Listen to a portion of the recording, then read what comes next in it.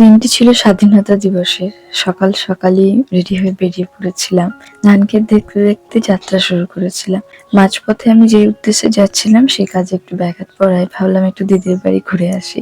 সেখানে গিয়ে জানতে পারলাম ছানাটা এখনো পতাকা তোলেনি। তাই আবার পতাকা তোলার আয়োজন শুরু করলাম। কিছু ফুল তুলে নিয়ে এইরকম ভাবে পতাকার ভেতরে দিয়ে দিলাম।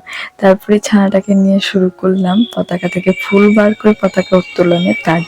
মাঝে মাঝে ভাবলে অবাক লাগে, কত বীর শহীদ আমাদের ব্রিটিশদের হাত থেকে বাঁচানোর জন্য কত আত্মত্যাগ করে স্বাধীনতা দিবস নিয়ে এসেছিলেন। কিন্তু বর্তমানে যা অবস্থা, সেখানে হয়তো আবারও মানুষ নিজের স্বাধীনতার জন্য লড়াইয়ে নামবে। যাই হোক, তারপরে একটা স্টুডেন্টকে ড্রয়িং শেখালাম এবং স্টুডেন্ট একটি ক্রাফট বানিয়েছিল টুপি। সে বলল সেটি পরে ছবি তুলতে। আশ্চর্যের বিষয় দেখুন, আমি যখন ছোটবেলাকে কয়েন দিচ্ছিলাম তখন দুটো কয়েনই দেখি ৭৫তম স্বাধীনতা দিবসে।